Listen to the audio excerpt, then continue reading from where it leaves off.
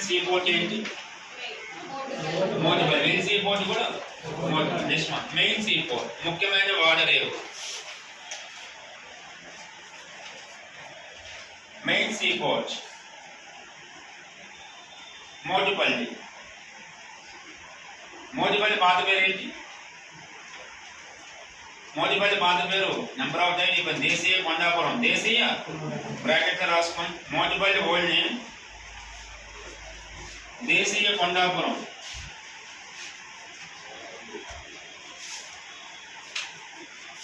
దేశీయ కొండాపురం.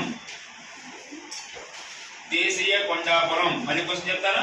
కాకతీయ కాలంలో మోటిపల్లి వాడరేవుని సందర్శించిన వెన్నీస్ యాత్రికుడు మార్కోపోయి. కాకతీయ కాలంలో మోటిపల్లి వాడరేవు, మోటిపల్లి స్తంభ శాసనం వేసినవాడు.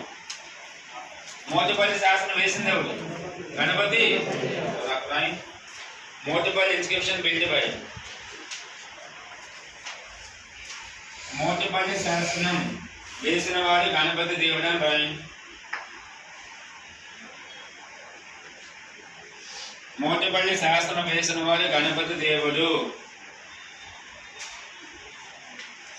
గణపతి దేవుడు అని రాసి వదిలేసాను. ఇదే మోటిపల్లి శాసనం.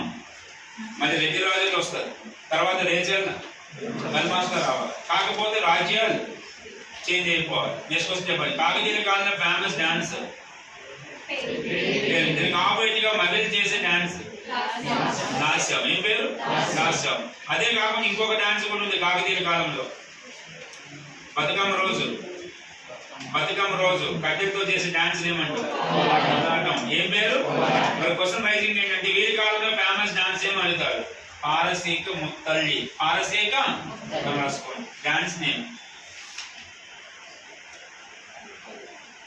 పారసీక ముత్తల్లి ఎల్ఎల్ఐ.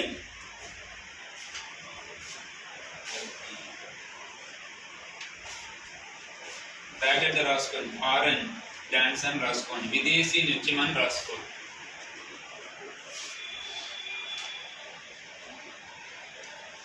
పారసీక ముత్తల్లి అని రాసి బ్రాకెట్ లో ఫారెన్ డాన్స్ విదేశీ నృత్య రీతి అని రాసి వదిలేసాను. Okay, clear. కాకతీయ డైనాస్టీ కాలం నుంచి వీళ్ళు కూడా మనం ప్రే చేయడం స్టార్ట్ అయింది. దేవుడిని విలేజ్ గాడెస్ వర్షిప్ బై. గ్రామీణ దేవతలను పూజించడం ప్రారంభం. Village goddess worship by Kakatiyas and ముస్టోర్. నాకు ఇద్దరు పేరు వాడుకోండి. గ్రామీణ దేవతలను పూజించే అలవాటు కాకతీయస్ అండ్